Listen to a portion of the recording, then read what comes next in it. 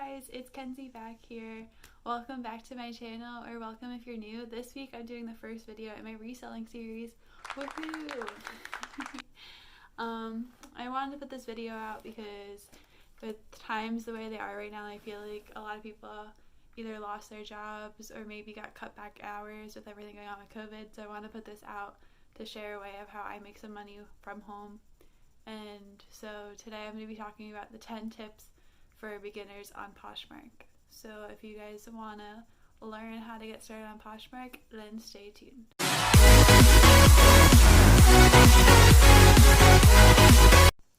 So I've been a part-time reseller on Poshmark for 5 years already. That sounds crazy. I just checked my app before I started filming this video. Time has flown by. I started when I was in high school, when I was 16, trying to just make some extra money. I was doing some research, had some extra clothes in my closet I didn't want anymore. I was trying to make some extra money, started on Poshmark, and from there kind of just took off. Now I've gotten to the point where I do have a boutique and I buy items to sell from my boutique, but I really just started and I still mostly just sell things from around my house. And so I'm going to be sharing 10 tips for you guys to get started. So obviously the first step, if you haven't already, is to download the app or go to the website and create a account.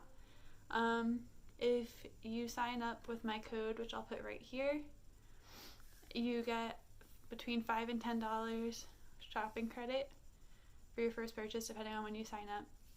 And yeah, you want to create an account and create an account with a name that you like kind of, especially if you're going to be trying to do it more full-time eventually. Like, even I'm not really full-time, but if you want to try to make it more into a store, try to think of a creative name. Like, when I first started, I was kenziemarie because that was like my social media thing.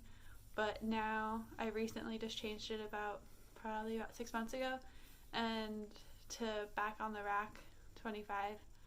So just think of a creative name, make your account, and let's get started. So the second thing you want to do is order, not really buy because it's free, but order some packing supplies from USPS. So what this does is this allows you to start creating a stockpile of shipping supplies before you even start listing anything. Because when you do list stuff and someone buys it, you want to be able to ship it right away. So you can purchase, like I said, but it's all free, the USPS some shipping supplies, because Poshmark, you use the priority mail supplies from the post office, which are free. You can go online to USPS and place an order. It's all free shipping and everything. To get some envelopes, some boxes, and a little hack that I use is there's these little plastic, I forget what they're called, like envelope type things to put the label in, so you don't even have to use as much shipping tape. So you save money there because those are free as well. The third thing that you want to do is go through your closet. Like I said, when you're first starting out, I wouldn't try to go buy anything and put more money out there than what you might get back. So I would find between 5 and 10 items, not to overwhelm yourself, of things from your closet or your house that you want to sell, because Poshmark now has expanded from when I first started, and it's not just women clothes anymore. You can also list kids clothes, men's clothes, home supplies and stuff like that, home like decoration supplies. So you want to find between 5 and 10 items, not to overwhelm yourself in the beginning of like, oh my god, I have 50 things I have to list. Like, just start between 5 and 10, pick them out, and let's get ready for step 4. So step 4, if I keep looking down because I made a little list. Step 4 is price check on Poshmark. Now, I know some things you're going to look up on Google or whatever, and it'll be listed for way higher on eBay or something, but you want to price compare on Poshmark and get your comps, because I like doing this before I even really start getting to the later steps to know if it's even worth my time before I get started. Because some shirts that I find in my closet that I think might be worth a little more than what they actually are, I'll price check it on Poshmark and it'll only be worth like $5. And that's what people are buying them for on Poshmark. And Poshmark takes 20% of anything over, I think, $15, and a flat rate of like $2.95, I think it is, if it's under $15. So if you sell like a shirt for $5, you're only making like $2 off of that. So is it really worth your time of going and photographing, listing, shipping it, bringing it to the post office? Like, you just have to, I like price comparing just to know, because I rather, not that, like, I still list those things, but I'm not necessarily as focused on listing those things. I'll focus on listing things that are maybe $20 or $25, something that I get a little more money for. The next thing is number 5 already, and that is to photograph your items. Now, when you're photographing, try to find a consistent spot, whether that's a wall, if you put it on a hanger. Try to find a spot in your house or outside your house that is clear of clutter and really showcases the item. When I first started, didn't do this as well, and I still sold some things, so it's not like you're not going to sell anything, but Poshmark's very like a social media, and you scroll through, and the items that get the most clicks on are the items that are visually appealing. So you want to especially try to find an area in your house with natural light. If you don't have lights, I don't have lights still, I just photograph by a window and have the natural light come in. And you also, when you're photographing items, if your items have any flaws, whether that's a stain, a pull, anything like that, you want to make sure to photograph your items. On Poshmark, you can have up to 8 photos. So you want to make sure you have, I usually take one of like the whole front, a close-up one of the front, one of the back, one of the tag, one of the material tag, if there's like a separate material tag. And then if there's any flaws, that's when I start taking pictures of the flaws, whether that's a stain, a pull, anything like that. You just want to make sure you disclose that, especially in the photographs, and so the buyer knows what they're getting before they get it. So now we're on to step 6. And so now you've already created your store or profile account on Poshmark. You've ordered your shipping supplies, they're on their way. You've selected your 5 to 10 items. You took pictures of those items. You price compared so you know the general price you're going to list them for. Now is the time you have to think of your title. Now, what's very important about the title is you have to think what you would be typing in if you were looking for that item. Because if you type, you don't want to just put black dress. Because no one looks for black dresses on Poshmark. People search for black cocktail dress, black Forever 21 black cocktail dress. If you can figure out this, you want to basically put the brand, if you know the brand, into the title. You want to put the color. You want to put what style it is. Like I said, if it's a cocktail, is it an A-line, is it skinny jeans? You want to put in the most descriptive title that you can, so it comes up more easily in the search results. Because without that, you're not going to really sell it as quickly, because if you just put in black dress, like, it's going to get lost in the shuffle. So you want to come up with the most creative, descriptive title you can for the item. So going off of that is number 7. So now you've created your title, and you want to put in your description.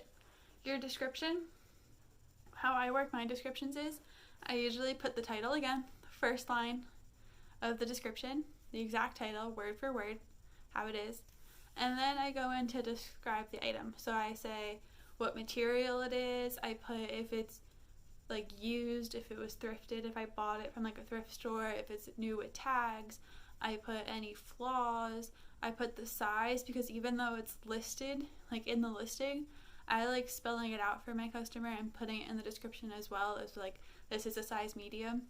And any measurements, I take measurements of items, usually not all of them, but if they're like more of an item that's a little more money, I definitely put the description, like the measurements in. And if it's an item that's like a little funky and maybe it's like a medium, but I know it's been used a little bit, so it shrunk a little bit, I'll make sure to put in the measurements just so people know that like, hey, it's a medium, but it's really like more of a small, here's the measurements.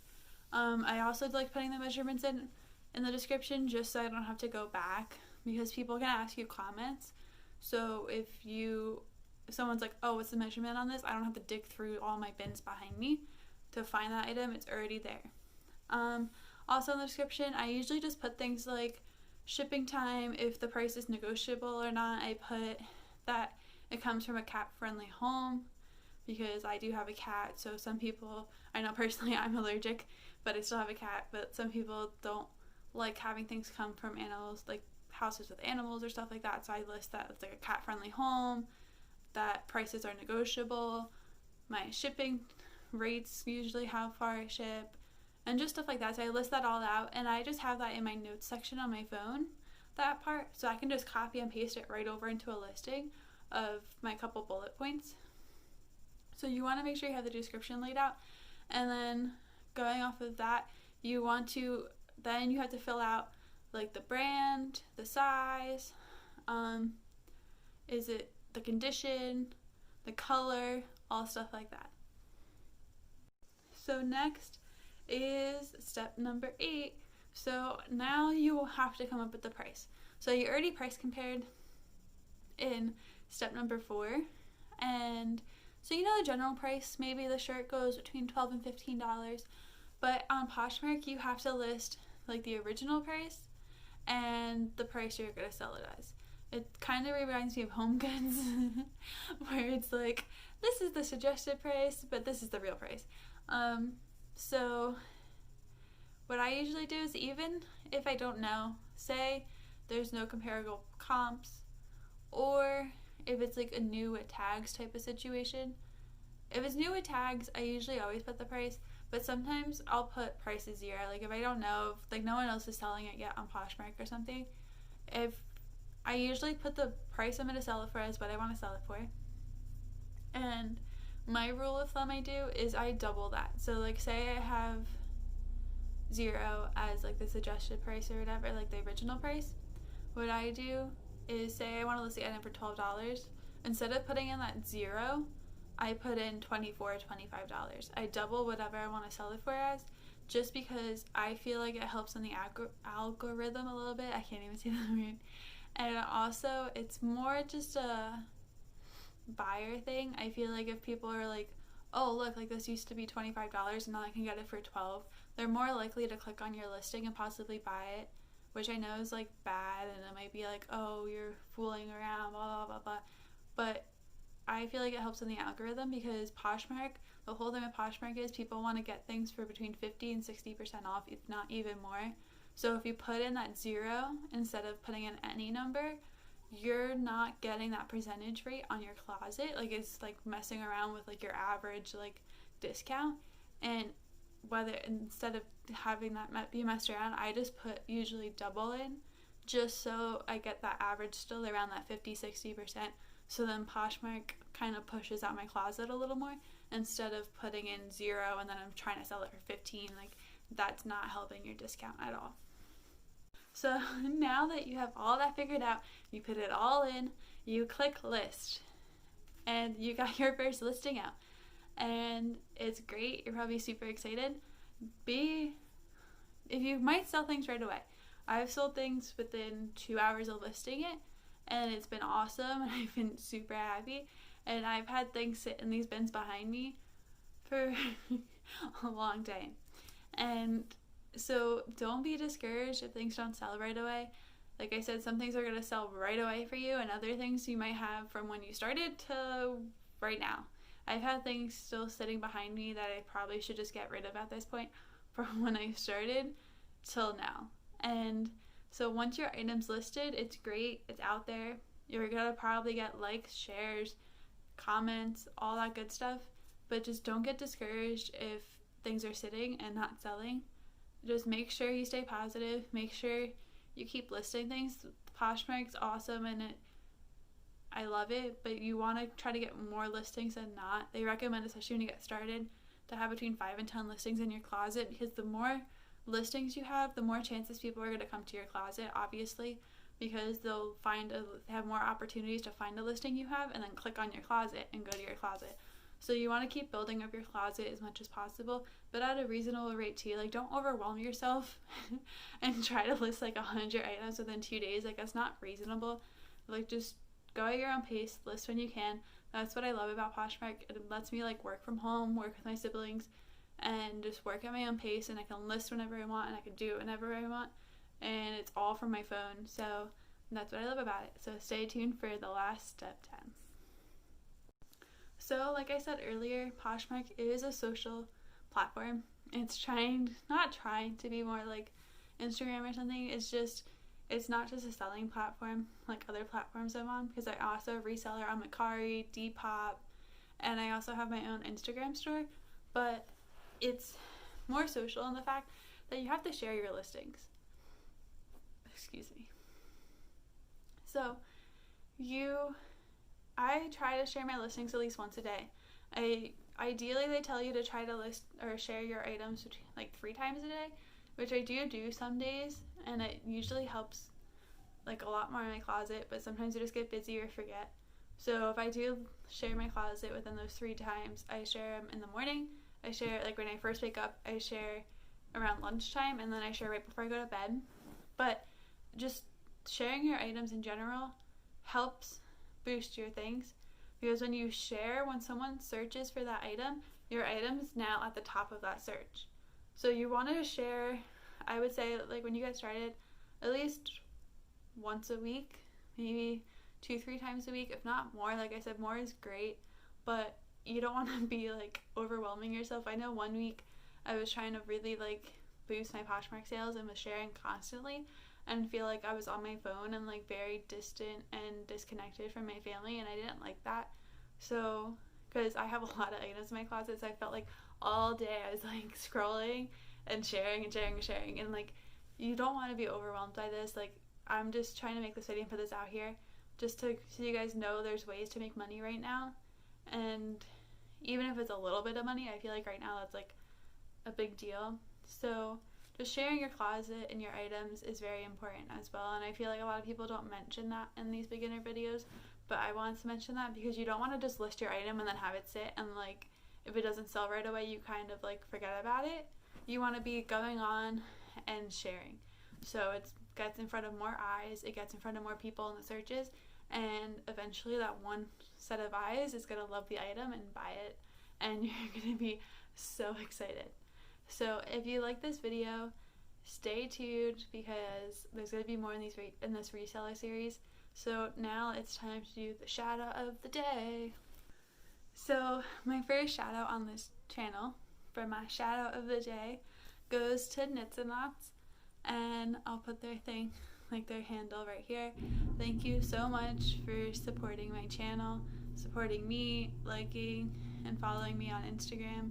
Your support is amazing, and if you don't know, she makes her own pens and beanie hats and headbands, so make sure to go check out her channel and her Instagram.